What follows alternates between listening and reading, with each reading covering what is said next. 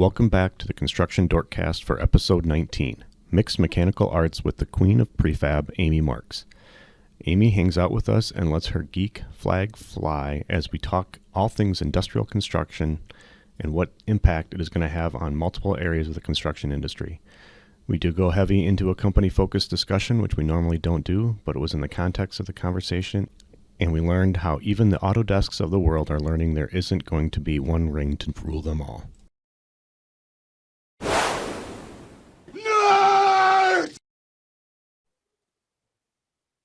And we're live. That's right. Episode 19 of the Construction Dorks Mixed Mechanical Arts with the Queen of Prefab, Amy Marks. That's right.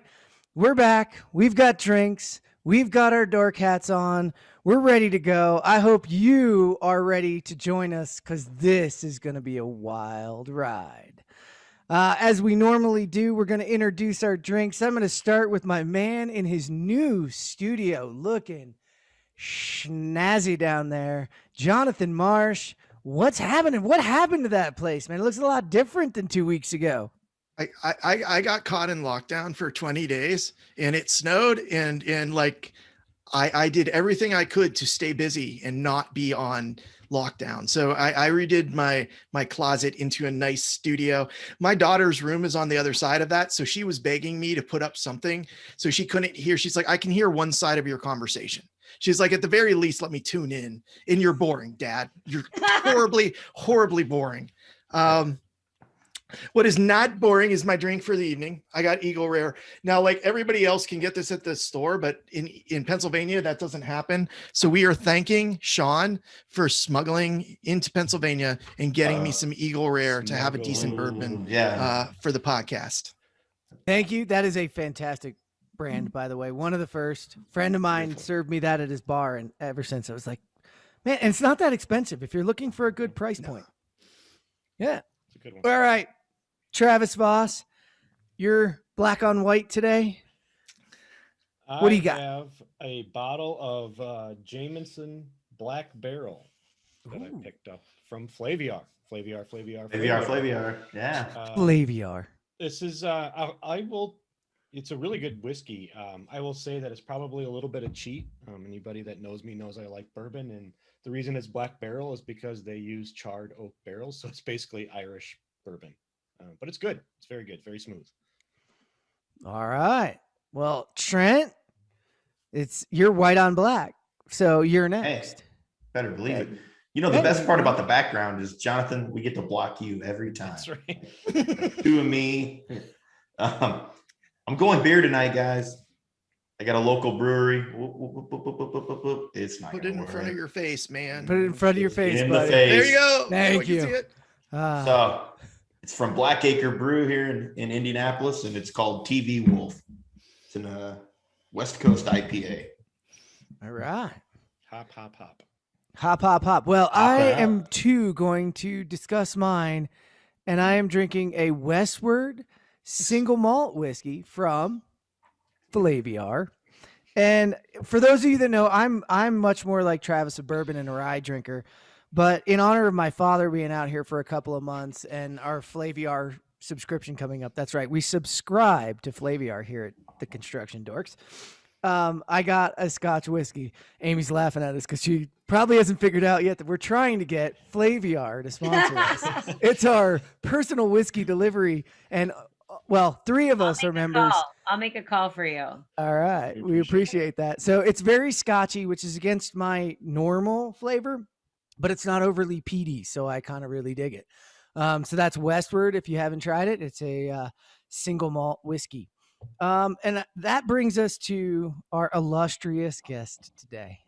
Someone I met a long time ago, and I am extremely excited, and also hanging on to my table for an hour of conversation with the Queen of Prefab, Amy Marks. Amy, introduce your drink, yourself, and whatever you want to talk about for, well, an hour. Yeah, I mean, I drink Clase Azul tequila, and it's the one with the bell on the top. So I'm kind of fancy. And I don't often, you know me, I don't really drink, but I actually started drinking about a half an hour ago for this podcast. So let me be clear that this is like me 100%. But I'm drinking this with a little Perrier, so I have it in a big glass. But yeah, Right on. I've been starting already, and I have a little charcuterie on the side, like sitting. Yeah. Why is it that we make non-drinkers drink? I don't know. I know that. So I think it's construction technology in general that makes non-drinker people Yeah. drink. However, Travis, go ahead, man. I was gonna say, so for my first question, when you say charcuterie, I mean, so you have like a fancy Lunchable? Is that what you have right there? Kind of, you know, it's funny. My whole house right now, all 3 floors are being redone. Like every surface, every piece of flooring, every hinge, everything's lighting, everything's being redone. So I am, no joke, although my tequila is fancy, I'm on a paper plate with some cheese and like pepperoni. That's about it. Like I was like, I better eat something if I'm going to drink. And I eat keto, so I have like a little keto snack for me. Yeah. Awesome. Very cool. It doesn't soak up much, just so we're clear. Like, If those of you need keto advice, Amy and I have traded quite a few different keto foods over time, but I think our audience is going to kill me if I go down that route today. Right. It's not really And it's a rather structured large. topic. So I'm we're ready. gonna start it off. I'm gonna kick it off with the questions. So industrialized construction. This is a term that gets thrown around quite a bit, and you were talking about it pre-show, and I wanted to bring it back. How do you approach that right now, and how do you start a conversation with someone on it? yeah, I mean, I think we have such a language issue in the world about every single different word: prefab, modular, factory, offsite, industrialized construction. It's like, at the end of the day, I personally like the term industrialized construction as the overarching principle for many things. It's like the house that Toyota built for lean. For me, it's the house that industrialized construction built for what we do. The only probably like little issue I have with the name is, and it's really about the application of manufacturing techniques to the entirety of the built environment. And that means design, make, operate, right? So for me, sometimes architects hear industrialized construction, they sort of opt out. You know what I mean? And I'm like, but for me, it really is about like, you know, foundational things like technology and process enablers like BIM and lean manufacturing and IoT and the cloud. But yeah, I mean, prefabrication in the physical form is in there too, from like the whole prefabrication continuum of, you know, advanced building products and single trade, multi-trade, modular. But then I think what we often forget too is there are advanced building techniques. So things like robotics and automation and 3D printing, you know, all the manufacturing cool things, the way in which we can build, you know, with humans and machines. So it's a big term. And I think it's sometimes misunderstood. You know, offsite always is like the big one for me. I'm always like you're just speaking location specific to me when you say offsite. Like it just means prefabrication, not at the job site. You know what I mean? But it's tricky, right? So I'm kind of, I always feel like I'm like a taskmaster on language. Like I'm like, I hope that came out right. It didn't sound right. I'm like a taskmaster. I'm such like a stickler for language. Sometimes I feel like a teacher, you know, every day. Like don't say that word for that, you know. I have a question, and it does diverge just a little bit. But when I saw you started working for AutoCAD, and I started seeing you travel around, so AutoCAD. like in terms of prefab and industrialized, Come on, John. What's the coolest thing you've Autodesk. seen in a shop that you're allowed to talk about? What is Let's like you looked at it and you're like, holy crap, that's awesome.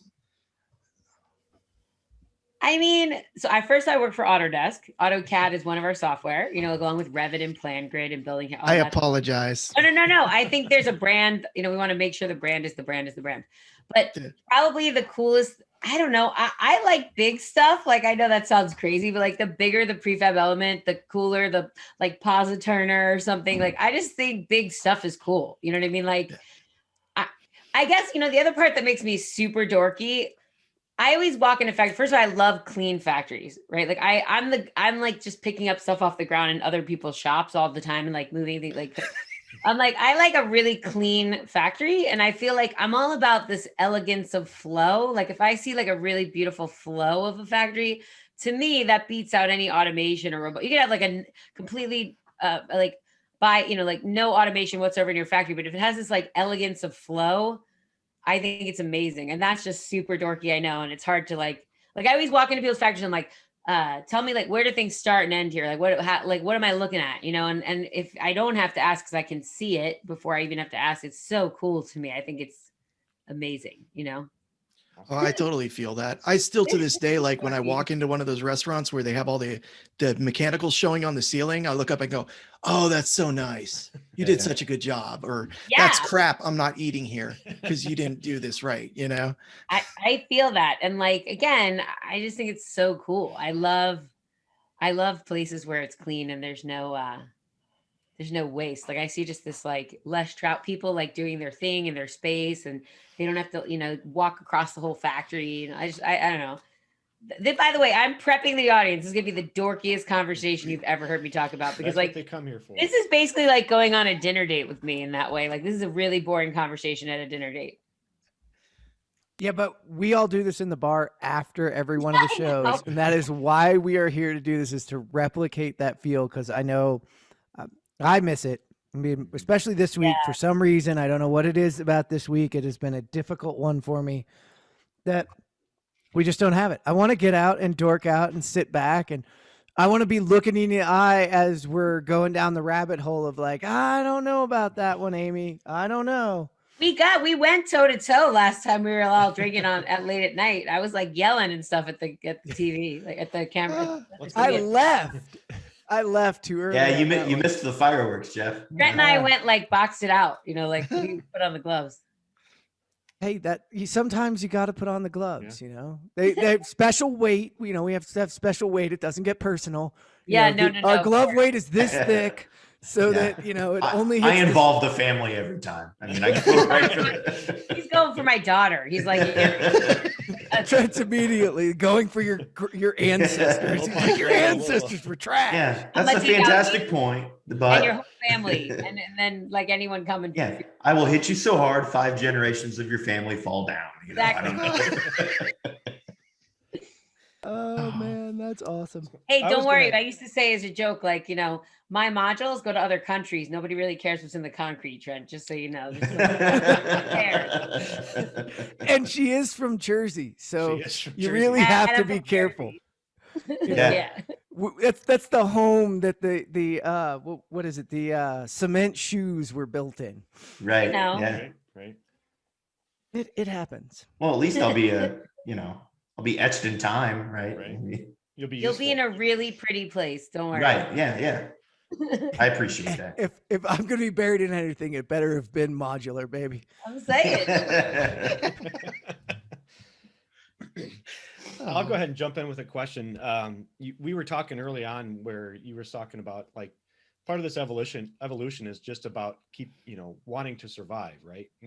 Businesses wanting to survive and continue on. I was kind of curious, get a little bit of your origin story, how you got started in this vein, and then what you've seen in the progress that made you so passionate about the need for companies like ours to jump on board to be able to evolve into this new future.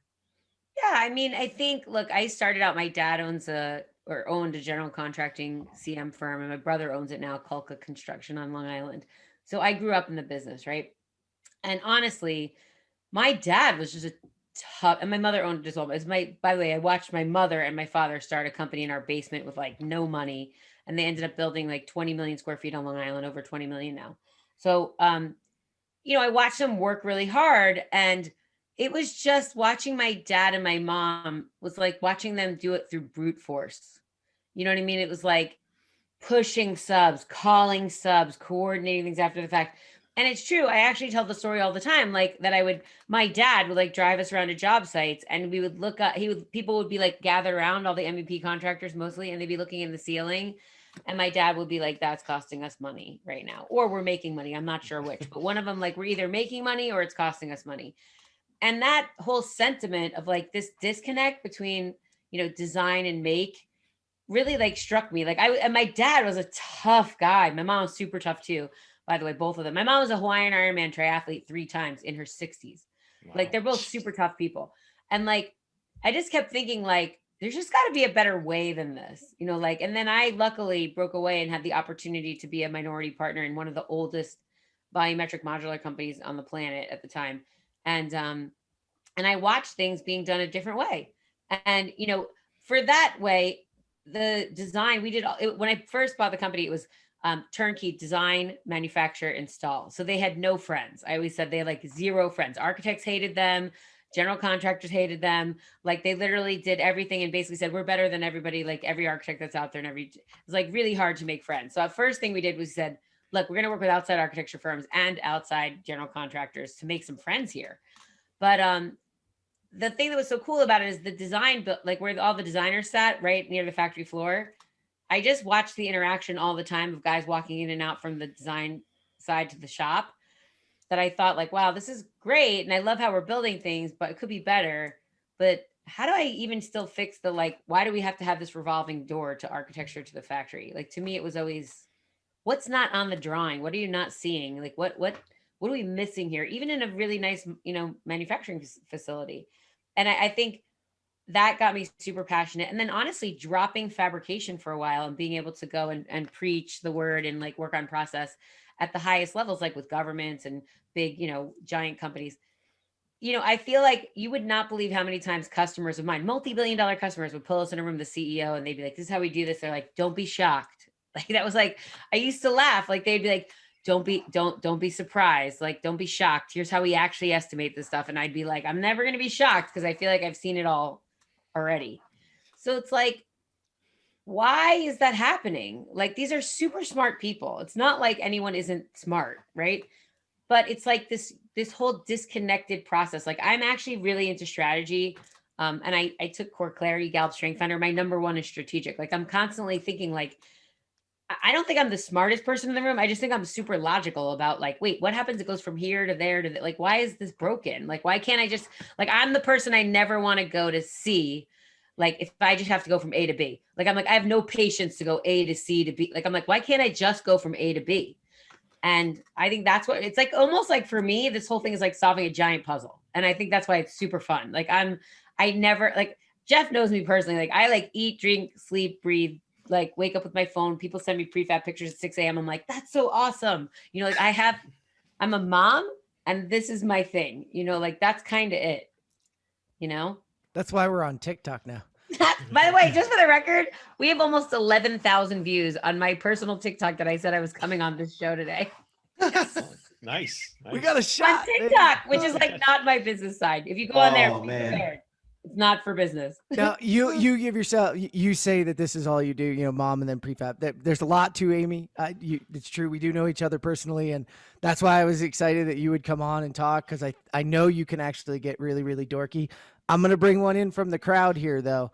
Right. So Joshua Ward asked, who kicks off the conversation of prefab / industrial construction, the owner, the architect, and why is the GC always too late?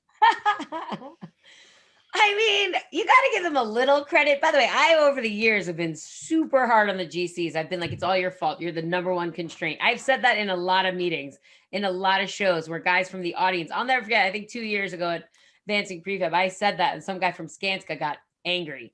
And I was like, it's just the truth. Like, you can't change unless you're ready to recognize you have some issues.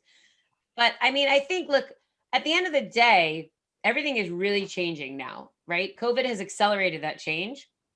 And McKinsey's report is really not projecting what's going to happen in the next 15 years. They're saying 45% of the processes move towards industrialized construction. I think it's already happened. If you're in the MEP trade, you already know this has happened. And if you're in the construction management, you know this. I would say, like, owners, I'm really teaching owners to kick the conversation off, but with it, to take on the responsibility that they need to make it happen. Like, they can't say, like, I want prefab and then put it in the hands of the general contractor who has no processes that promote prefab, potentially has no supply chain to support that, hasn't had the conversation about how to be an integrator of pieces and parts.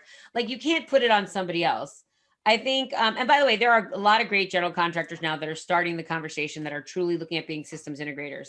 So I don't want to say that they're the number one constraint really anymore. But I would say, like, look, I always say I'm not a feminist, I'm a capitalist. Like, whoever has the money gets to say. That's just factual. You know what I mean? So, like, the owners at the top of the ecosystem, the ones that have, I call them serial owners, not the ones that are going to give you one job, the guys that could give you 50 jobs, 30 jobs, 20 jobs around multiple geos. Those are the guys and gals that have to start this conversation. You have to affect change from the top down, which is actually why I came to Autodesk, right? So I always say to big companies, I'm like, you're not big enough. I just said to a €9 billion company, I'm like, you're not big enough. I don't care what tech you have, what cool thing you're doing. You're not big enough to affect change in this $14 trillion ecosystem. You're just not big enough. It's going to take a village of like really influential people with, yes, some people that are doing cool stuff too. But does that make sense? I hope I answered your question. I think architects do bring it up sometimes. I think, it depends on like who the champion is. Look, at the end of the day, I'm trying to move the information. You guys know I'm like a super supporter of the trades, right? And like, I personally think that the manufacturing that goes on at the trade contractor level these days is really the best we have. And I think you will see some building material suppliers that are truly manufacturers. I think you better hurry up, my MVP guys, because those building trade manufacturers that make pieces are going to start making more assemblies. And if you don't step up, they're coming down, right? Like you're trying to move up and they're coming down. Yeah, we're ready for them. Yeah. Yeah. I think certain ones are, Trent. I mean, when you say that, I'd say you're ready maybe, but not everybody's ready. And this is going to be agreed. Yeah, absolutely. Sure. To Josh, it's a real threat. It's for sure. Or is it a challenge? I mean, like, Amy, I'm with you. I'm a capitalist. I believe in the opportunity here. And I guess think it depends on your guy. Yeah. Yeah. Well, and it's commoditization too, right? Like the people get scared of that term and that phrase and thinking of it that way. But as something becomes a commodity, it becomes part of the experience of when you deliver it. So listen, if you're making a skid with a whole bunch of somebody else's equipment on top of it, what's harder to make, the equipment or the skid? Like, think about it like that. Yep. Like, what's That's hard for them to make a structural skid, or for you to somehow manufacture all these like things that would take you a long time to figure out how to make? That's all you have to ask yourself when you like, how much of a threat is it? Sure. I gotta say, I didn't view it. We were buying a lot of prefab when I was working in contracting. I didn't view it as sort of, I viewed it more as a partnership. I figured if you can give me bigger pieces at fixed costs, I don't care. I mean, I'll do more work to get the people that I have out there and working, but I was all for that. I saw, I'm going to call out Culligan. Culligan did some cool skids where they were just putting everything together. And I'm like, you guys rock. They're like, well, we're doing your work. I'm like, no, I have plenty of work to do. There's plenty of construction in the United States without me having to build a freaking water softener skid. So if you build that for me, I now have a fixed price. I can pop that in my model. I mean, I love that. And I get that some people feel threatened by it, but I feel like with the amount of stuff we have to build, there's no way that's going to happen without some of those manufacturers building bigger puzzle pieces for us, Yeah. And work with them. You're evolved though, Jonathan. You are the evolved type, right? So well, I always feel like the answer is always in the middle, right? There's always the two extremes that fight over, but the real answer is in the middle, where we figure out how to make it work. Yeah. I mean, I won't say the pump company, but there's a nationwide pump company that the skids that they sold were made in our fab shop, and we even had the paint that they would ship us and do. I mean, so we've clearly found efficient ways to compete with them, at least for now. Not saying that that they won't evolve as a company, and we got to stay on our toes and keep moving. But you know what's funny about the McKinsey report? Did you guys read that? The new normal in construction. If you haven't, I could post it up. Yeah. You know what people don't really talk about is there's that chart, right? And they talk about the fact that it's almost like you see all these graphs of like different parts of the ecosystem, and they're like, this is what they make now. This is what they're going to make next 15 years. And there are actually winners and losers on that graph. Like, that's what you should be looking at. You shouldn't be looking at like 45% is shifting to IC. Great. Okay. What's on that graph is like who wins and who loses when that happens. And also there's this money up for grabs in the top right-hand corner of it. Like, there's this additional value created. And it's like, so you kind of have to think of that graph. Like, there's a bunch of cups of water right now that have $14 trillion worth of water in them. When all this happens, you've redistributed the water. Some have none now. Right. And then there's like there's a whole nother pitcher of water to pour into some of those that have recognized how to do more manufacturing, DFMA. By the way, technology spend in that chart doubles. Now it goes from 1% to 2%, but like it doubles. But I mean, I'll take it. You know what I mean? Like 2% of $14 trillion is a lot of money. Yeah. Manufacturing like has a big chunk. And like if you look at it, actually specialty contractors go down, but the manufacturing goes up, which is really them. It's sort of like, it's a bit strange because it's the guys that know how to fab become the manufacturers. So there are you should study that chart because there are winners and losers. And I think there are whole layers of the ecosystem. Funny enough, one that I really thought about hard the last time we all talked, like there are true layers of this ecosystem that go away, that won't exist anymore, that are threats now to some of the things going on, but they go away. They are going to get wiped off the face of the earth. You know? Do you think when you're out there and you're evangelizing about industrialized construction, you're talking to those people too and saying, like, I mean, you said you're very much into strategy. Who do you think is, really needs to hear the strategy of industrialized construction? Who are the people most at risk? Oh, you're gonna make me call them out, and they're gonna get mad at me. I mean, They don't listen. They don't listen. No one You got, listens. like 20 You views. gotta do it. glasses You gotta on. do it. And, like, I'm gonna We put know my who it is. as protection, right? Like, yeah. So I think, like, Nathan, I see your comment. Am I talking about GCs? Yeah, sometimes I was before. Like, but I don't think GCs get wiped off the face of the earth. I think you just wrote that comment. I know Nathan, so I saw he wrote a note. But like, I think unless GCs become systems integrators, like, by the way, so here's the funniest part about that number that I just said. If 45% of all the processes move towards industrialized construction, you're doing $1 billion hospital, right?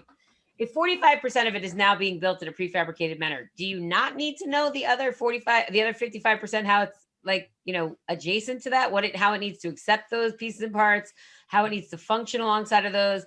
Of course you do. So like when you're talking about and again, it's not like one giant chunk of a building is prefab and the other one's like normal, conventional. Normally these pieces and parts are interspaced, like, interstitial to the building itself. So like basically at that point, it's all industrialized construction, right? Whether you're accepting it or you're like adjacent to it, or you've got to become whatever, part of a system of it. So it's like you've passed the tipping point. So I think like, I'm saying that to be fair, I think, at the end of the day, general contractors, and funny enough, I know, I won't say who, but one of the general contractors I would say is probably like somebody I've not looked at in the last 15 years as being the most innovative at the head of the game of IC. I was just on a show with them recently and they were like, we've realized we have to be the best at installing all this stuff. And I was like, oh my God, I can't even believe you're saying that. Like I thought it was shocking to me that this company recognized that actually, because I, for years and years, have known them as not necessarily embracing new technologies. And they just said like, look, we may not be the best at like figuring it out up front. Who knows? But like, we definitely know we have to install it. So we better figure out how to be the integrator of this stuff. I think the guys that are really at risk of going away completely, I think, again, this will be like a little bit shocking to you. I think some of the distributors have a real tough time in the new world. I think they might go away.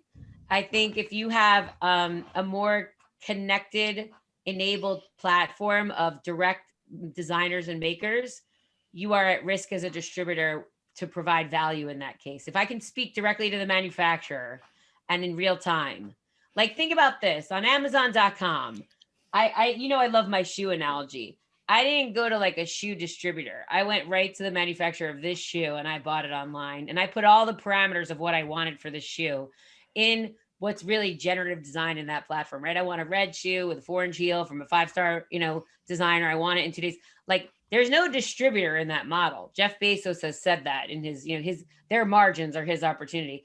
I think you should be really, not worried, but you should understand what your new value as a distributor, like if you're Cooper or Ferguson, or I don't hate to call them out. I don't mean it like that, but if you're some sort of distributor of large pieces and parts, you need to figure out your new future, like, and how you're going to have value. Is that terrible to say? I hope I'm not going to get 10 calls from Ferguson tomorrow. Like I'm sure, but, and by the way, there is a future for them. I'm not saying there isn't one.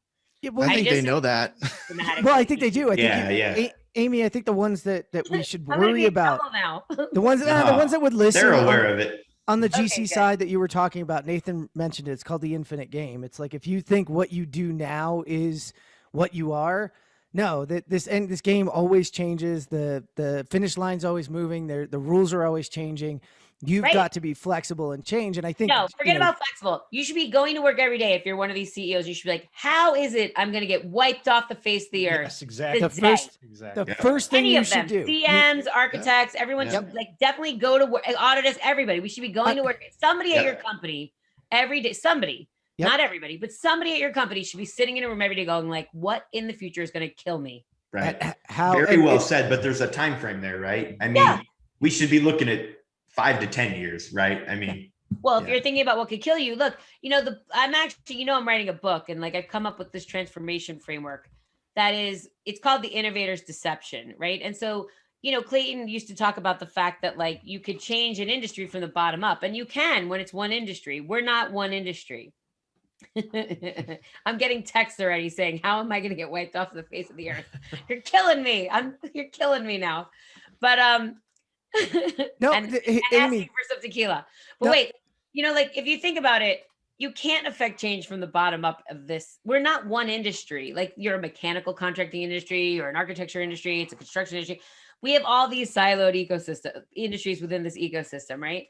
So it's like knowing that we have sort of like a lot of waste and cash for chaos. I always say there's many dead cats thrown over the fence all the time, back and forth.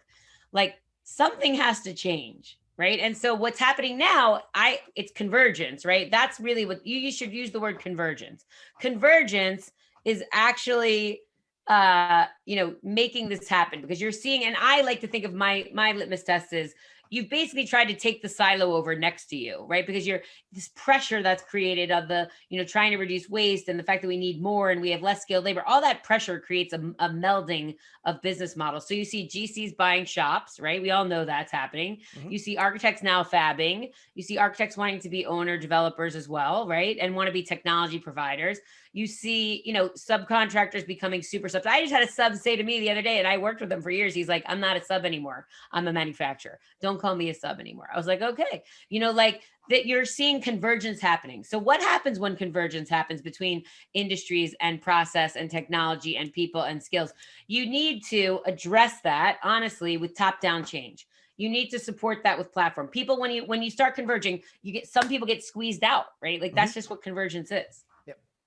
Yeah, it's part of the process and part of the evolution, and each one of you has to have somebody in the room. If you haven't done this, the worst thing that you can do though is get in a room and say how are we going to die? It's actually stand in the room and say, if you were going to kill us and you didn't work here anymore, how would you kill us? Yep. It opens yourselves up mentally. It's an Adam Grant trick, but it opens you up mentally to allow yourself. Because the problem is, if you work for a company and you say, how are we going to die? It's your product that's going to die. If you allow yourself to separate from it, because that's something that most businesses don't do. And we've talked about this a little bit over time, Amy, is that you aren't your business. If what you do is who you are, you're eventually going to end up failing.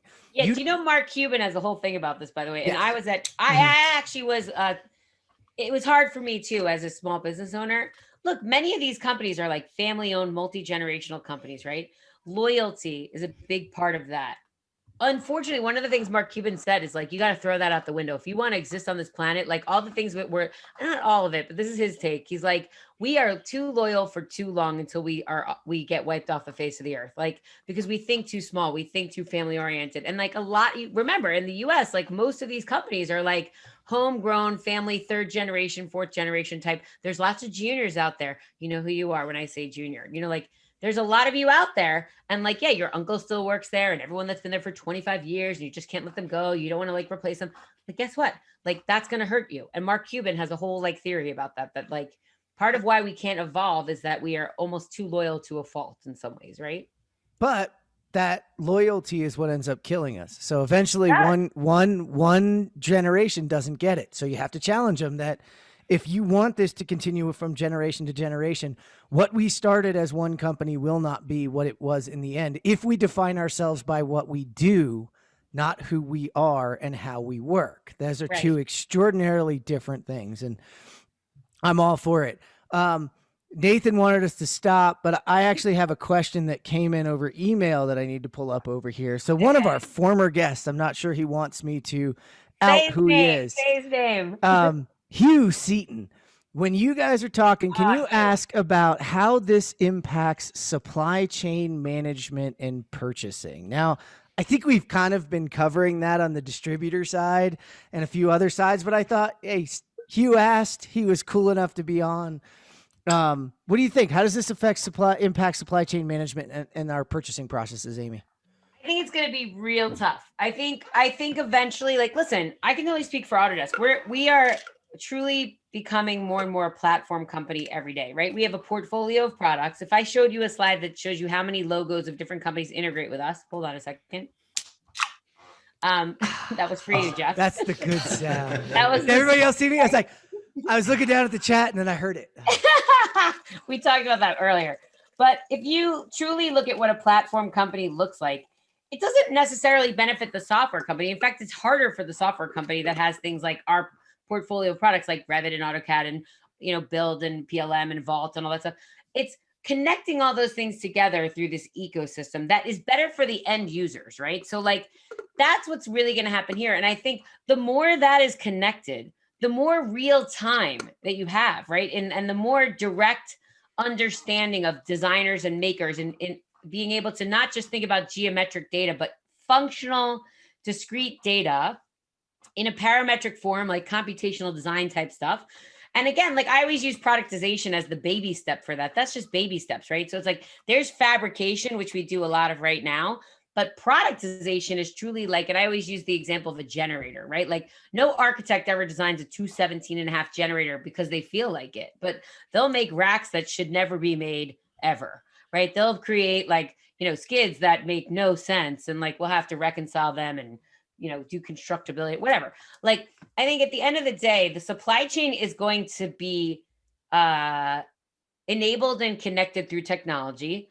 I think if I use my crystal ball, like you will see a lot more machine learning and AI. Even like if you look at what's going on in Europe and the UK, like they're recognizing that 70% of the components in like hospitals and schools are all the same.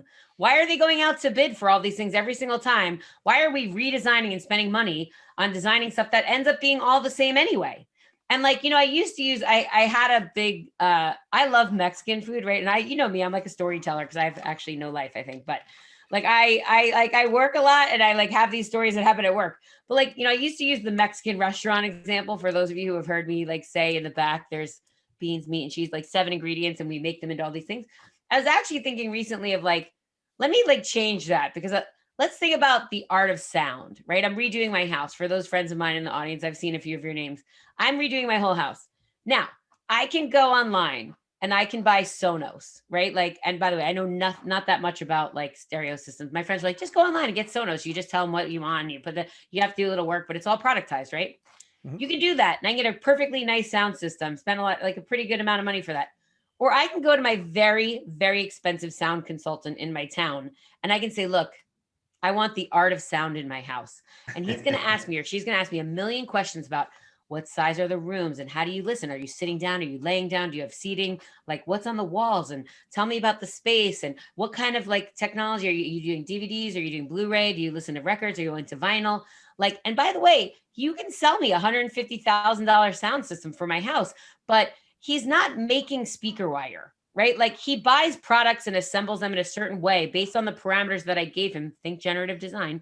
And then he spends 15% of his time recreating speakers that are not black because that won't look nice in my house. And he makes me pretty girly with like bedazzled, pretty speakers that are custom only to me because I don't want ugly black boy speakers in my house. I want something pretty. So like, that's what he does. And I still have the art of sound. So look, you can buy Sonos and you can buy the art of sound, but they're all productized, right? Like that's what you have to recognize about what's going to happen in these buildings. So the more we move towards that, like you'll see layers of the ecosystem that are creating value out of lack of information or, having to find the right product, they'll go away. Once machine learning does that, once a direct connection enabled through technology does that, those people that do that for a living should recognize that if that's what I do, I probably need to figure out some other part of value that will keep me around. You know what I mean? Yeah, no, it's a lot to absorb, but I think you're right. I think that's a lot clearer than you put it last time, because that really so that when you're saying productizing there, it's like we have these people who are the actual manufacturers and makers, and they're getting to the point where we don't need sales to sort of aggregate our own products.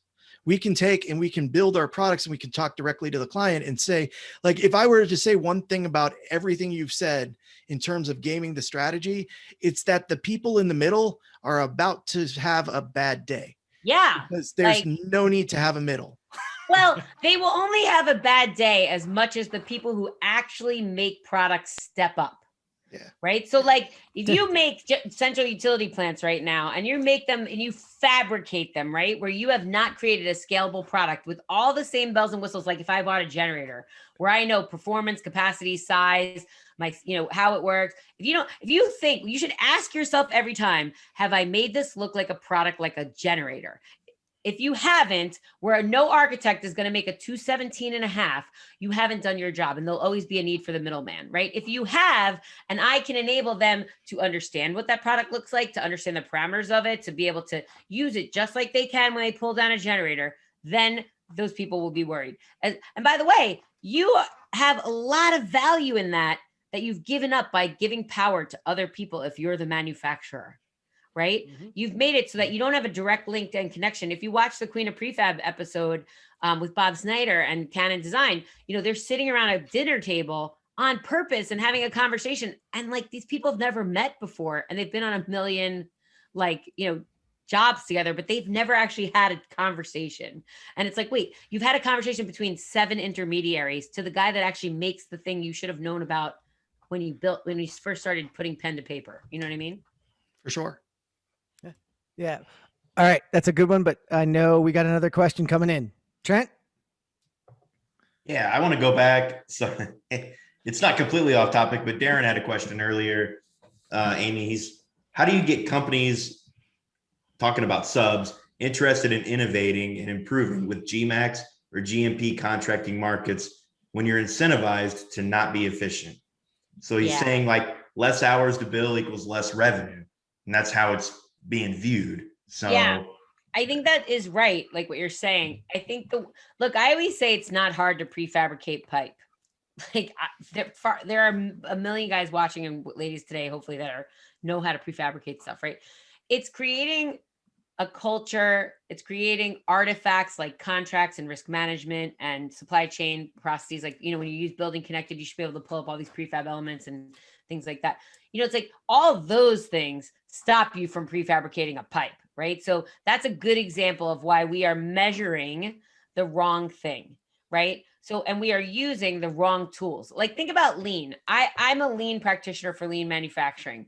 Lean construction, almost every tool in lean construction is trade centric. If you want to do multi-trade, target value design is trade centric mostly. Pole plant, everything you think about is trade centric in there. Why? It's a bunch of construction guys that were like, let me take this manufacturing stuff and apply it to what I do. And so what is construction? We're trade based, right? So, and the Lean Construction Institute, we're doing a thing coming up. Like we have to bring more manufacturing back to that. You've got to think more in multi-trade. You've got to think more in element centric. You've got to think more about, are the tools, the contracts, the scopes, the bidding methodologies, the standards you may have at your hospital are like by the way, I just said to a hospital person, a facility manager, like your list of approved subs, if this is a job where you want prefab and I look down and none of them do prefab, you got to ditch it. Like, I don't want to have hostages on a job. Like, what I'm saying? If they don't prefab, by the way, think about lean in the small group. What if they don't prefabricate and they're on the small group as a mechanical contractor? I don't care how good it is for the job. They're never giving up all that scope. They're just not. Like it's ridiculous to think they will. Good example, Amy, of exactly what you're saying. This is very recent. We went to a pre-bid for a job to renovate a mechanical room, and it's in the specs to laser scan, BIM coordinate, and do this mechanical room because the school can only be off. They can only be shut down for 8 weeks. Right. So we got to do this whole mechanical room in 8 weeks. And at least they realize the only way to accomplish that is with that technology, right? So at the pre-bid, one of the mechanical contractors walks up and says his words exactly. So this is one of them BIM jobs, huh? And I swear to you, he's the one that won the bid. Stop it.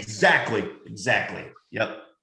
Well, by the way, you can't act exactly the same and expect different results. What do they say? That's insanity, right? So it's like, I'm like, if you need prefab and the people that are on your list don't do prefab, you're not getting prefab. Like, I don't know, like you don't have to be a rocket scientist to figure that out, right? Right. Now, it's my job at Autodesk. Right now, the reason I went there, all my friends in the beginning were like, I don't understand why you went there, right? Like, I'm going to be 50 this year for my friends. All my friends, I see your names coming up on the chat. I'm going to be 50. I hopefully am not going to be in this game for another 20, 25 years. You shouldn't have to call me like the 10 phone calls. You won't be able to quit.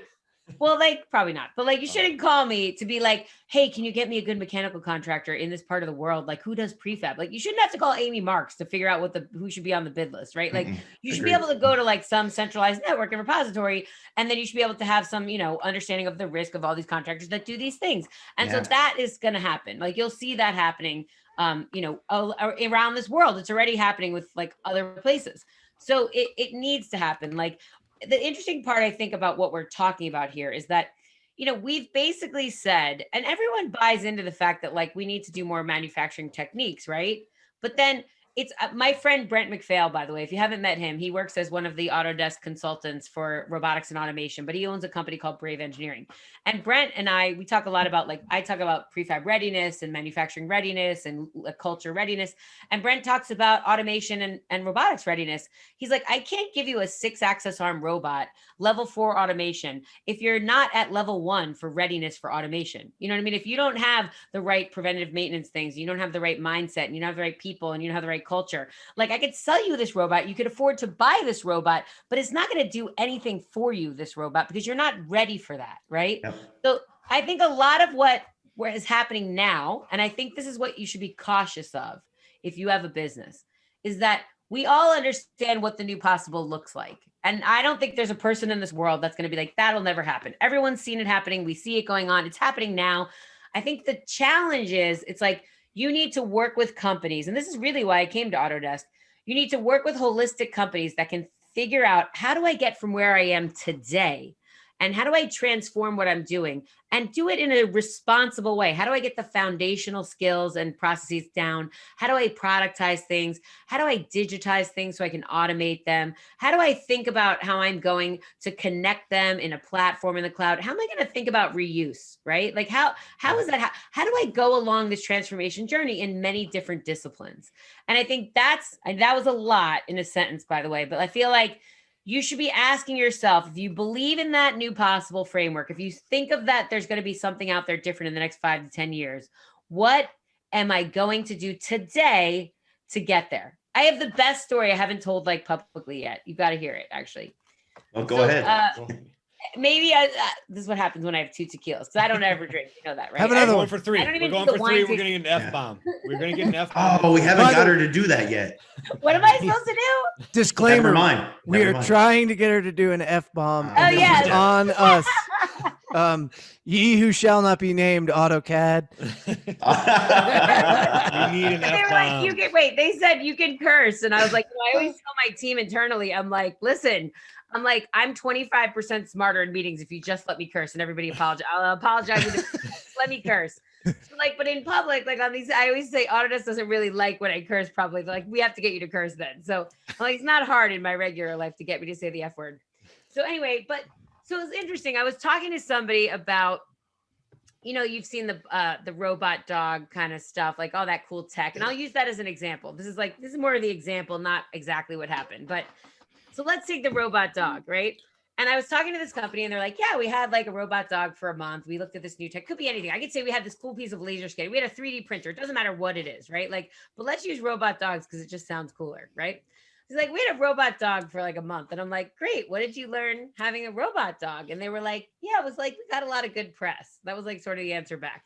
And I was like, wait, I'm like, so like you had a robot dog and there's an army of robot dogs coming, right? Like you recognize, and he believes it. Like I was like, you believe in the new, like the new normal of what's going to happen. Like, like in quotes, an army of robot dogs is coming, right? And he's like, yes. And I was like, and we let you live with one for a month and like feed it, pet it, cuddle it, make a bed for it, sleep, whatever you want to do, like cut, however, like set up your home for a robot dog, your home.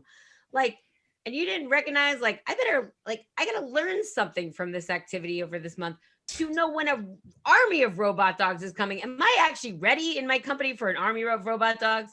Like, and I say that in quotes, like, am I ready for laser scanning at its finest? Am I ready for generative design when it comes full on with computation? Am I ready for anything? Insert any word there, right? You see these cool things. And if you look at cool tech, the thing you should be asking yourself is, am I set up today in the foundational skills that I need one day for that army of robot dogs when it comes, right? Like whatever that is. And so for me, what I tell our customers, like, because again, self-serving, but truthfully, I came to Autodesk because I feel like, you know, we own a lot of the stack across the product portfolio in design, make, and operate, right? And manufacturing construction is in that make group, right? And I came here because those portfolio of products is currently connected. Yes, we have BIM 360 and lots of cool bells and whistles with lots of things in our platform. But truly, if you know that platform is about to exponentially get even stronger, if you don't buy one of those foundational anchor products, right? Your switching costs today would be great, obviously, if you have to swap that out for something you're used to using. But 5 years from now, it's going to be so much harder for you when everything is connected. It's going to be so much harder for you when all the tech is built on the premise of these anchor portfolio pieces. And that's the advice. Like, I say it because, by the way, my boss doesn't love when I say this, but like, technically I don't sell software. You know what I mean? Like, I don't have a quota, and I don't really go and be like, you should buy that. But I'm telling you, it's like, I'm telling you right now, if you don't get good at some of these things that are going to be connected together, like some things, you know, are just not going to change. It's too hard to make those transfer, like crazy shifts. Like, you can't shift and change everything at the same time. I actually was in a conference the other day, and I was like, wait a minute. You think you're going to get architects to use new software, new language, new processes, and like tomorrow, like all of a sudden, like everyone's going to start designing buildings in like something they've never used before. And like that, it's just not going to happen. Like, I'm kind of a realist. Like, I'm like, that's why I came to Autodesk, right? So you have to have strength in design. You have to have strength in manufacturing, construction. You have to have strength in operate to understand those things. And you need to build upon that, because that's going to only get stronger. It's going to only get more open to other companies to integrate their tech into. And so that's like the best advice I could give you, you know, if you're thinking about the future. I know that sounds... Jonathan, we've had that same conversation before, right? I mean, oh, absolutely. I mean, you just said the most anti-salesperson thing ever. You just said you can't go and buy technology and then have it. You know, you can't go buy a dog and it's going to be awesome.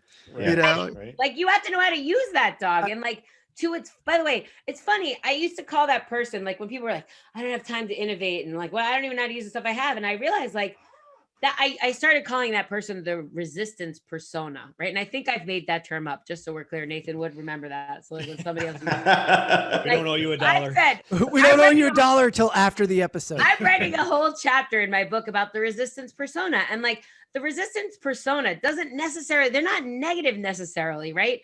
They are frustrated oftentimes, as one of the reasons why they sound like they're the resistance persona. They want to get somewhere. They don't understand how. And the first step is always those foundational skills, tools, and processes, right? Around readiness and assessments of like a holistic look of, you know, where you think the skills are when an army of robot dogs reality happens. Like, there are things you can do today that are going to make you that much stronger tomorrow that aren't that like outrageous. You know what I mean? Like, and I just want people to recognize that you don't have to all of a sudden give up everything you're doing and do something completely different. That's not true. You know what I mean? And I think that should give you some comfort. But what you have to do is kind of put your money on what you think the most important tools are going to be in the future. You know what I mean? And like, where your value is truly going to be. yeah. And that's where I was going to go with my question is as, you know, as capitalism and economies and everything is built over time, we've really become specialized, right? And I think, is that where you're going with this thought is, you know, you're going to have, you know, Trent mentioned, you know, taking other manufacturers and putting stuff together. Like, from a trade standpoint, like, we're just going to get even more specialized, right? You're going to have installers, you're going to have skid builders, you're going to have what have you. Is that where you're kind of thinking some of this stuff is going to go, is just become even more specialized? I don't know if it becomes that small, right? I love, like, I see Jeff Sample writing. Like, I didn't want to lose it. We have another term here. like, He's going to coin that Real one. angelist. It's a realist and an evangelist. It's a real angelist. That is totally me. That's what you are. I mean, you're a real angelist. I always say that, I'm like, my hands are very dirty, right? Like, it's not like I haven't gotten my face punched in these jobs. So like, here's the thing. I think there's room for both, right? So I always say in software, a particular thing, right? Like, you had Phil Bernstein. If you don't know who he is, he's amazing at Yale University now and at Autodesk. And he evangelized about BIM, right? He's like, this world has to go from 2D to 3D. Before there was Revit, before there was anything like that, right? So he like evangelized about that. And then Autodesk bought Revit. I'm oversimplifying, but Autodesk bought Revit, and that's the answer for 3-dimensional and multi-dimensional CAD. Here's the hard part about IC. Like, and I'm a dork, and we're on the dork, like, construction dorks. There's no one ring to rule them all. That's unfortunate, but it's the answer. Like, there is no like IC product. When anyone comes to me and they're like, we have the answer, I'm like, already I start feeling my blood boil, right? Like, I'm like, tell me what you think. I love the meetings where I go and somebody wants to talk to me about M&A, like buying their software they've developed. And if they say the first thing out of their mouth, this is a clue, guys, ready? First of all, if I don't know what you do in the first 2 slides, I'm not smart enough to like keep going. I have to stop. Absolutely. Yeah. Secondly, Exactly. like, I'm like, if you can't explain, I'm a simple girl. Secondly, if you say, we know that these are all these problems, that better be the quickest part of your speech. I already know that, but we're not doing anything about these things. What we're fixing is this little connective tissue right here.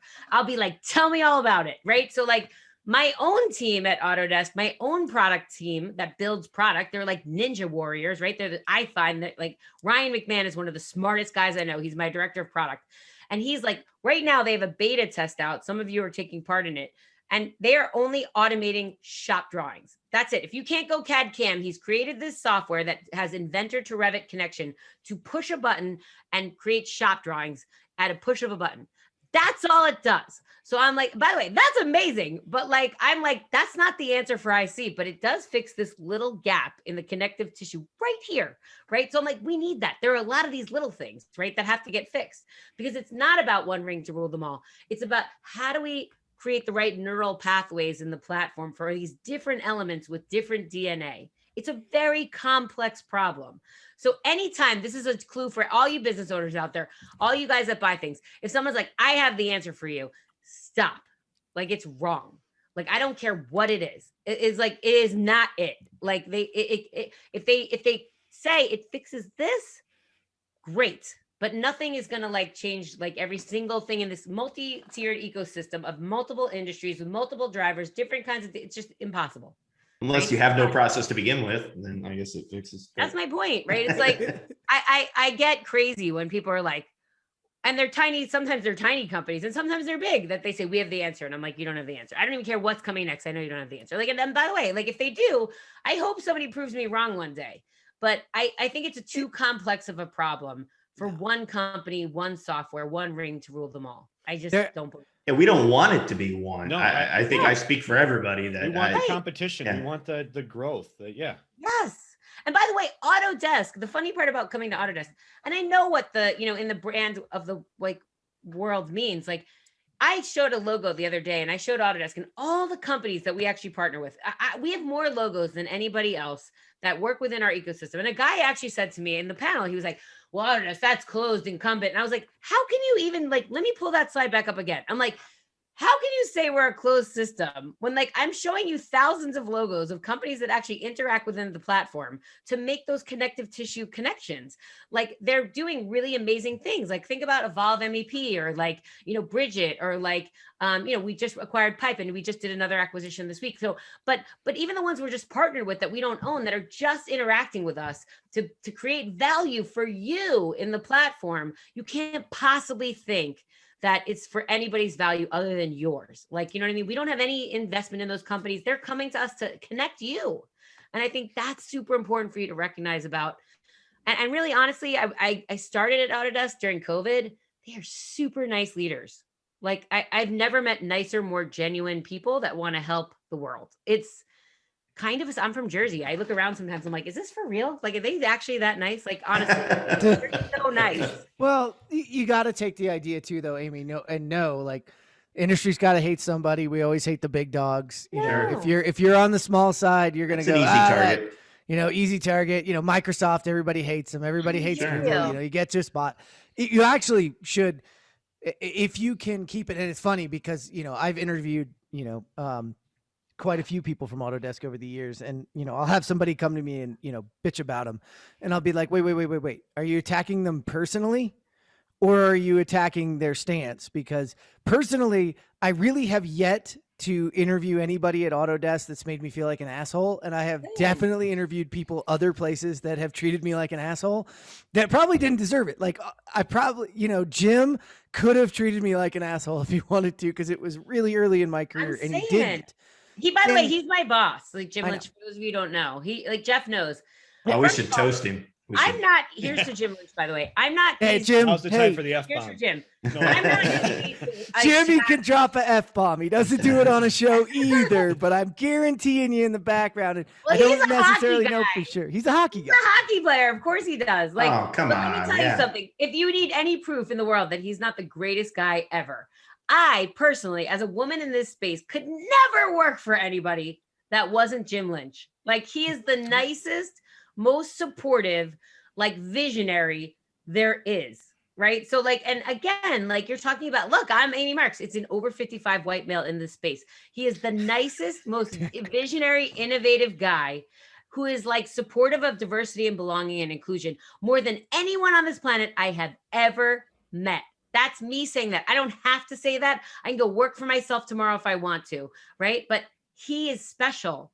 Andrew is special. The sustainability group that's over there that's really thinking about this world and why this platform and convergence is happening and why it's so important are special people that actually care.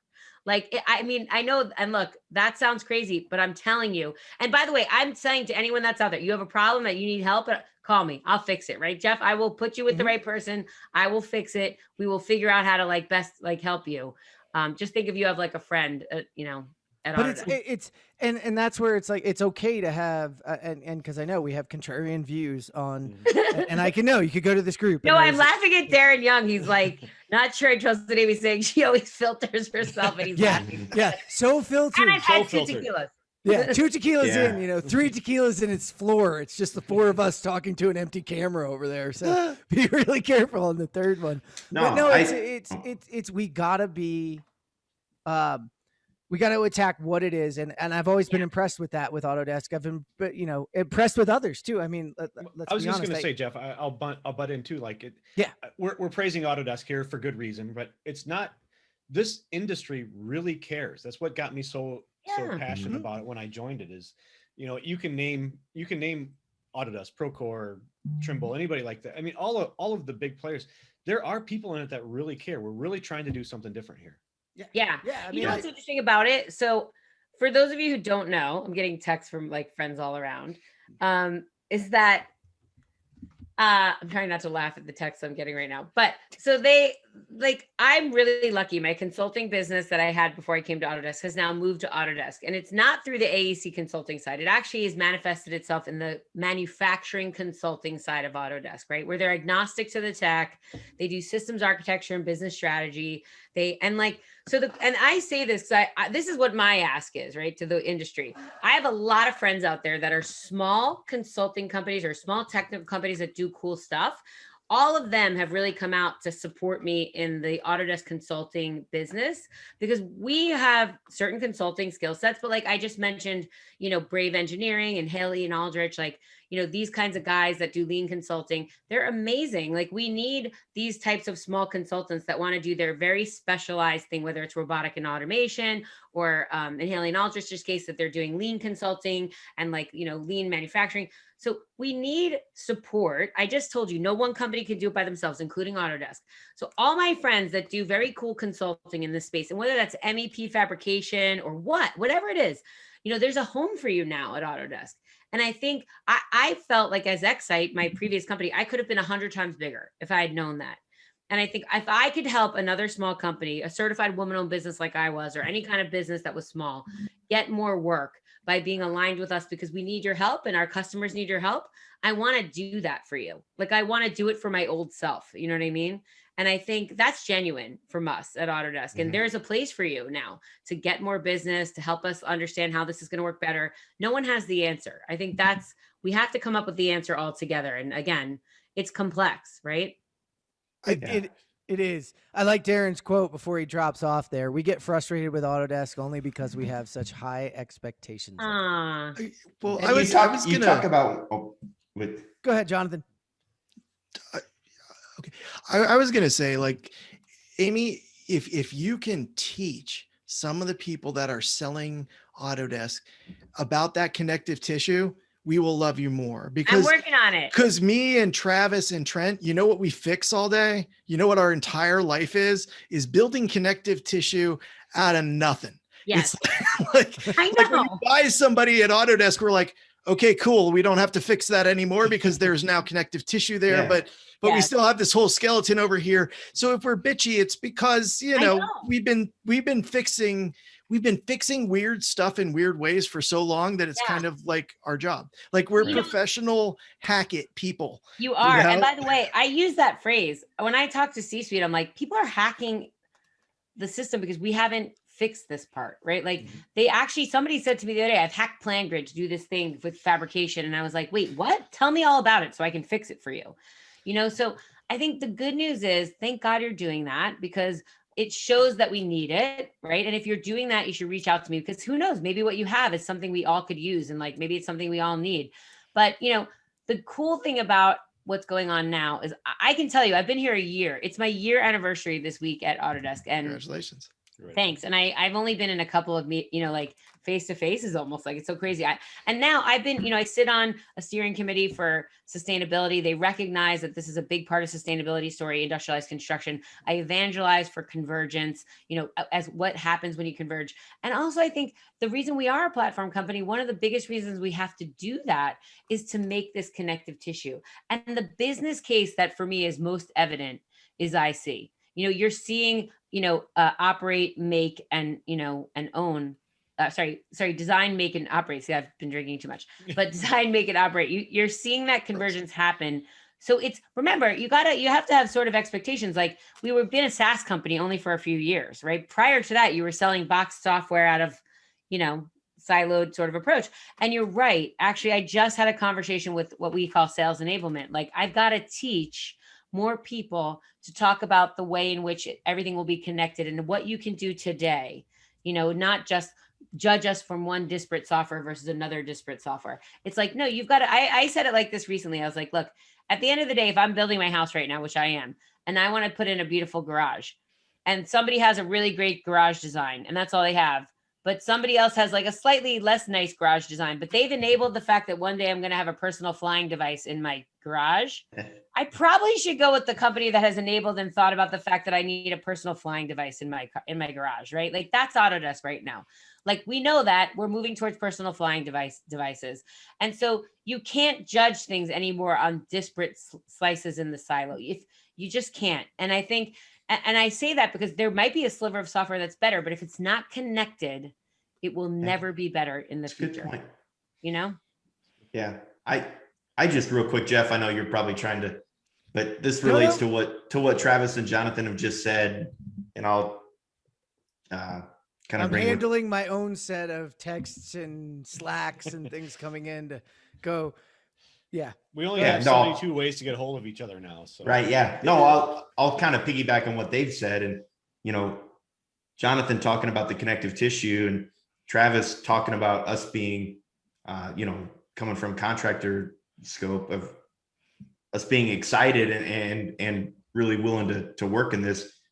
Yeah. I mean, I think we're definitely willing to help Autodesk, and we can probably curb some of the frustrations. Let's work together because, we're invested in this technology. A lot of us are, and we're running on razor thin margins too. So yes. I think that's a lot of the frustration is like, I'm out there pulling new stuff in to improve our margins, but I've got to prove, I've got a boss that is now expecting what I just implemented to be perfect. Like right. It doesn't matter. It doesn't matter. I know the flaws, and the people that work for me understand the flaws, and we adapt to it. Yeah. But the guy who punches my check is expecting perfection. So, well, and that's why we want to work together. I got to talk to your guy who's expecting perfection. Right? Like, so, I'm exaggerating. I'm exaggerating. But honestly, like basically a lot, and I say this all the time to our sales reps. I'm like, you're selling to a guy like Trent, right? And like, or somebody else who has a particular reason for buying, who needs a particular ROI immediately.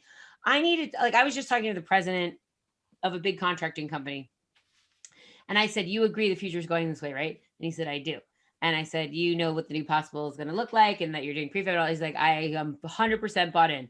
And I said, I know you buy this piece of software, which is not ours, right? It's a big chunk of the portfolio product. It's like one of the anchor tenants of the portfolio. And he said, I do. I said, you do realize like you will never get to what we just talked about if you have this giant gaping hole in the connective tissue that I'm not connecting. I'm not looking out to connect that thing because we don't own it. Like, just that's factual. That's capitalism, right? Like, and it's hard enough to connect the things I own, let alone the things I don't own, right? So that you won't ever get there if you just and I get it, you have skill set. And he said, yeah, but the sales reps I talk to, they don't speak like you. He said exactly what you said, Trent. He's like, I'm making a decision on one disparate software from another, but now that I understand this, so I need to make it easier for you, Trent, to make investment, right? Sure. Like let's say I think all we ask is if you're gonna funnel us to that connected software, then make it work for us. I think that's the only frustration. And you gotta help me. I need sure. you. I need you to tell me what works and what doesn't My work. phone is on always and ever, and I promise. Yeah. He does not have a problem talking. No. What woman, by the way, Trent, And what woman says to a bunch of guys on the webinar, they're like, I need you. I need you guys. I keep saying that. I'm like, I need Man, friends. it's been a long time since I've heard that. I need friends. I need friends in the industry that are going to help me help you. We cannot, I told you, not one company can do this alone.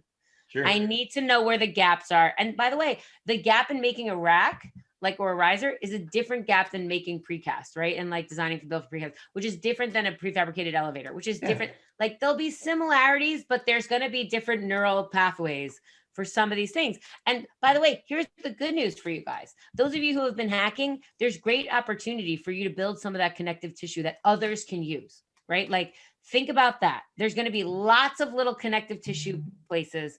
Why you buying? You buying now or what? No, Autodesk doesn't buy anything. No recent acquisition. By the way, so let me correct one thing. There are a lot of opportunities to partner with Autodesk if you're building something that have nothing to do with buying with you. And that's grants. There are grants from the foundation. There are investments. There are partnerships. There's lots of things. So like, don't look at, and I say that even though you're joking, Jeff, like I say it like, there's a lot of ways that like Autodesk can support you. The Forge Foundation, right? Like everything built on Forge. If you're building something right now and you're not building it on Forge, stop. Like, come to me. Let's talk about how to fix what you're building on. That's going to be a big part of the connective tissue is Forge. So I think, again, like if you want to make it like, you're almost like thinking about building things that become valuable, not just to you, but to, again, platform is to the entirety of the ecosystem. Think everybody, right? For whatever capitalist reason you want to. But I think there's a lot of ways to engage with Autodesk: research, foundation, Forge, sustainability, like partnering. There's so many ways that you can really partner with us. And I think sometimes it's just having a friend inside that, what I say about myself, Jeff, I'm like, there's more than one way in the house. Like there's the door, there's the window, there's the back door, there's a chimney. Amy Marks gets in the house. That's just the end. I'm getting in. I'm cold, so I'm getting in the house. Like I'm a street kid, so I'm getting in the house. I'm getting in. Travis, you got one more before we wrap this thing up? I would be remiss if I didn't put on my CPC hat and shout out to Nathan Wood. And you keep talking about, not one ring to rule them all and all the great ways you can work with Autodesk. So how does Autodesk work well with all its competitors? How do we fix this thing in construction? I understand. I'm a capitalist myself. I understand we all want the largest piece of the pie we can get, but I think I said it on the last podcast with Hugh. Can't we just all get along? How do we fix that? I mean, you can. I think, honestly, like, look, I'm not the CEO of Autodesk, but I think, and Andrew's amazing. I don't want to be the CEO of Autodesk, actually. I'm in my dream job forever at this point for where I would want to be, right? But I do think they're a platform company, and I do know that Andrew believes this, and I do know that the guys that are doing platform recognize that competitors have a place in the platform. They do, right? I think it's when you are thinking about what the place is that, most of the competitors are like going head to head with us on one sliver, right? So that's the difference, right? When they recognize that there's, what do they call it? Cooperation from Coopetition. Yeah. Sorry, I always forget that word. Rick Kahn, that's $1 to you. That's it. A place for cooperation in a platform exists 100%. Right. So I think that there are really good places for people that have great functionality in a sliver of the connective tissue, or even a bigger piece of the connective tissue, that there's a place for that. And even proprietary. Let's say our platform must understand that there will be people that have proprietary software that we need to connect to. Now, we may need to have other avenues to make sure we can connect to it if you want to work with us. Like that's why we have consulting that makes some of that connective tissue for our big customers that have proprietary software, right? But I think there's a place for it. And I think it's just everyone stepping back. Like, again, there's no one ring to rule them all, right? Like, think about what I just said. Autodesk is saying, we don't have everything. We have a platform which allows for other people to get involved in the ecosystem. So that in and of itself is very inclusive. And I think if you recognize that, if you're one of the quote unquote competitors, you're better off to think about how to work within the connective tissue, because there's a really great place for you, right? I think the place that, let's be fair, the place where it gets really dangerous is, or I would not say dangerous, the place where it's more difficult is when you are competing against one of the anchor products, right? Like that's hard to compete with when you're talking about connective tissue, because right now, when you're in an infancy of some stuff, like the connective tissue is it's hard enough to make it between our own products and what we're doing. And like, we already have connective tissue. Obviously, there's a lot functionally in place. That gets more difficult. I don't want to lie and say like, that's so easy. Every competitor can be part of the ecosystem. It's a little bit harder when you take head to head one of the anchor products, right? Like, I think that just makes sense from a capitalist perspective, right? So, but I think, but then again, I would ask those guys, like, do you really have that? Like, is it something that you could fit into a sliver, as opposed to like saying that you compete with an anchor tenant product? You know what I mean? Let me break that down and see if I heard it right. Okay. Because I think it's kind of interesting. I think it's worth it. I got to stop using that word. Don't get me in trouble tonight. No, I'm not going to get you in trouble.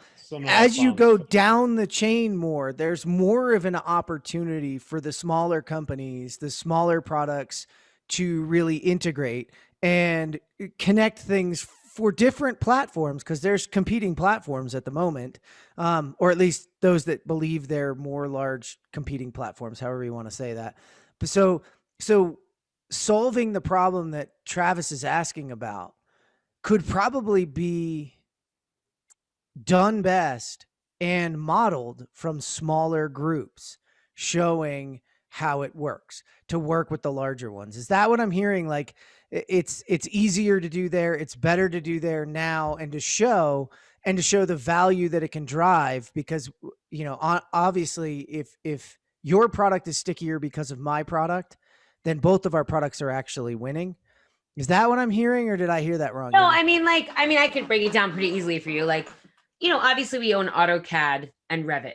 If you tell me like you want to be a part of the platform, but you're going to completely try to replace one of those two products, it's probably a little harder to work within the ecosystem than if you're saying like, I have this functionality that work within AutoCAD and Revit that connect that to Inventor or Build, or, you know, the unified product. You know what I'm saying? Like, that's just factual. Like, I think you have to look at that like from a business perspective. It's probably just easier as you start out making these connective tissue, that you're not going to pick like, you know, the head-to-head competitor of like one of your anchor tenants and be like, let us connect that as best as we can. You know, like, that doesn't make any sense, I think. Like, I don't know if I even have to say that. Maybe I'll get in trouble for that, but I don't think so, because it just doesn't make sense, right? Like, it's like, it would be silly from a business perspective. I think there are a lot of big companies that do things we don't do. It's not just small companies. There's connective tissue that's done from very large companies that don't do what we do, that have to be integrated into this process, right? Because again, like, as much as you'd like to quote unquote democratize the data, like, I'm sorry, software is treated differently when you're thinking about pipe than it is when you're thinking about precast. Like, you can't necessarily, you can sometimes use the same software, but there's a lot of specialty functional software that does a particular thing for a particular type of, you know, material, right? Or a particular process, a particular workflow, a particular focus in the ecosystem. What, like Bridget doing labor, you know, management, right? Like, they're not necessarily going to take over all of like unified product or build at Autodesk, but they have a sliver that maybe enhances what we do. I think the first people that get incorporated into a platform are those types of people, obviously, instead of one that wants to replace a big chunk of what platform company does. So what I'm hearing is, for the rest of the guys, you know, we should shelve our idea for killing Civil 3D. I mean, you should not. That was a good idea. That was a great idea. By the way, I mean, I will tell you this. I think the other cool thing is, like, at Autodesk, is that people are like really, they're nerds like we are. Like, you know, they're really appreciative of something that's elegant and beautiful and amazing. So if you had something like that, I'm not telling you to stop. I think you should come and talk to us, because honestly, like, I think that they're open to listening to great things. Like, I talk about a lot. I talk to a million companies like a month that are thinking about like be getting continued. investment or That's It- for the next private that's dork. the next episode. All right, guess guys. Go ahead, Ant. Did you have one more, Jonathan? I guess the only thing I'd say in listening to everything is, I think anchor is the wrong word. I think foundation is the right word. You have It is, foundational yeah. software. So usually if we're being critical, it's of sort of some of those things, it's because we want to have a foundation underneath us that Yeah. is supportive of whatever we're building. Correct. So if you can support us as a good foundation, we'll build all day. But Yes. if in some way your foundation starts slipping and cracking, that Yes. makes my build on top of it look bad. Yes. And that's where I think when we talk, you have actually some really interesting things, because you have Revit and you have AutoCAD, which are two foundations that actually overlap a lot. Yes. So in very few companies would even entertain that. Right. But definitely, like when you talk about the connective tissue, I think one of the things that all us dorks worry about is like, are we building on the right foundation? Is this Right. the right Yeah. foundation for us to build on? Correct. So if you're going to sell us something, man, sell us that foundation is going to get better. And That's is what going I'm to telling support you us. on. If you Okay. think about like what I do for a living, and I don't sell, but what you're betting on is me. What you're betting on is those foundational tools that you recognize are good and that are have great product roadmaps, and they have a reason to get better, right? So it's like you don't have one product that you're just trying to like get good to sell it off. Like, that's not Autodesk. Like, we're keepers, right? Like, as they say, right? You're holders. You're not guys that are like flipping, right? So it's like in the real estate world. So this is a company that is holding assets to make them better, right? They don't buy things to kill them off, especially foundational tools, like you said. So yes, you should judge based on, are they evolving the foundational tools, which of course I believe we are. We just came out with Build and some amazing things on the construction side. And there's fantastic manufacturing tools. For those of you that don't know about our manufacturing tools, we have great, it's like, for me, it's like it's like the hidden secret when we have fantastic manufacturing tools. We have great things in Fusion and Inventor and things that you've never even heard of before, PLM and Vault. So I think you're right. Like, you're making a bet, right? Like, when you buy software in a platform environment, you're making a bet that company is going to build upon the foundation. But then here's the other part I'll throw at you. We can end on this. Sometimes those foundational tools are good enough to be a foundation, but they'll need fast, jet skis around them doing other cool things in the cloud, as an example, that maybe like you may not be able to completely change one of the because it's a foundational tool, right? You don't want to move it. You don't want to change it. So many people know how to use it the way it is, but you may want to add some cool bells and whistles that interact with it to make it that much more enhanced. And I think that's the part you have to like make sure you're looking at. And you want to make sure you're making honestly, you're making a bet on me. You're making a bet on Jim Lynch. You're making a bet on all the nice and smart people that they believe in this vision. You should be asking us, what is the vision for the platform and the way in which we want to do business and convergence? How is that affecting what we're doing in strategy? Because there is an answer for that at every level of this company right now, from C-suite down to the upper levels. And you're right, it needs to seep more further down to the sales guys. So, but I would say bet on me, because like I'm going to make it happen. You know me, like I trust me, bet on me. That's why you've got to, come to us, and we've got to learn from each other. You know what I mean? I'm betting on you guys, by the way. I come out and talk about the trades because my money's on you. So put your money on me because my money's on you. We're where the money is, because we're where the risk is. Right. And on that, you got to end there, because she's betting on us. Because, well, we're betting on you, Amy, and we're betting on all that you've got right now. And I want to thank you so much for taking the time to join the Construction Dorks for episode 19, Mixed Mechanical Arts. And, with Amy Marks, the head of industrialized construction and evangelism at Autodesk, but also the Queen of Prefab and a friend in the industry. I will say that I've been able to call up Amy to ask lots of different things. She's got a ton of information. And, I'm putting my money on it, but I'm putting my money on a lot of things these days, and we really appreciate you. Thank you for your time. Thanks for everybody who joined us. Tune in next time. We'll be back in 2 weeks. Thank you. Thanks, guys. Thanks. I give you permission. I have Damn the it. power. I gotta- have the power. I gotta fix my name that you misspelled. You jagaloon. Come on. You know, that's what my dad would ask me to do chores, and I fuck it up. Oh wait, I'm the one that taught him how to fuck it all up. All right. Damn it. Yeah. Well. Put your hand out of the video. Last week Yeah. it was my daughter on the show. This week it's my Dude, son's that hand. the daughter was awesome.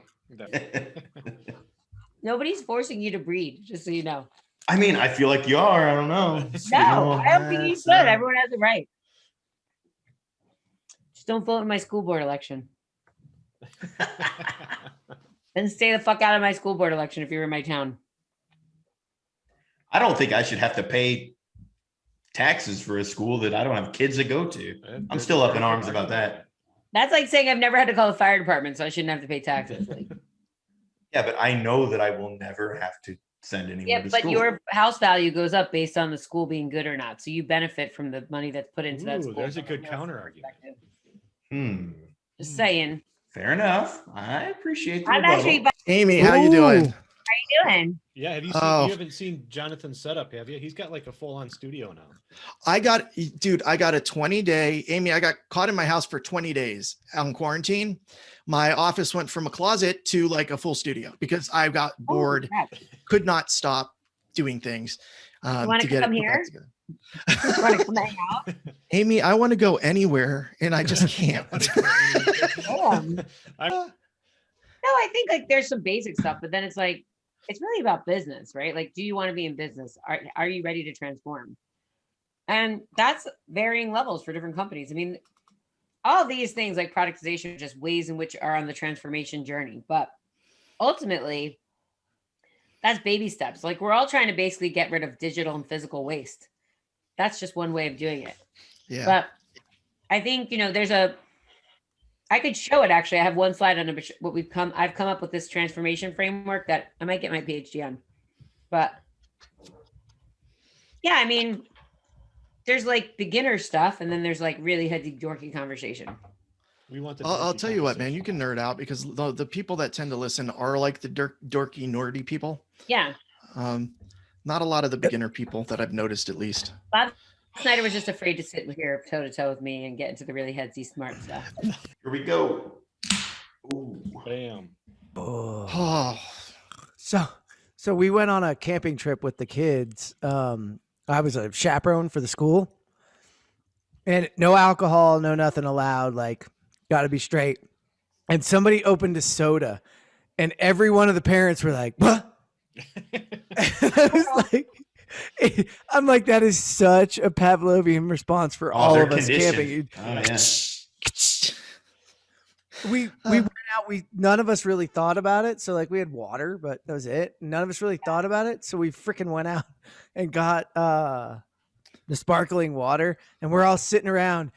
And the teacher hears all the cracking of what sounds like beers, and comes running over, and she's like, "Oh my God, you're all drinking La Croix."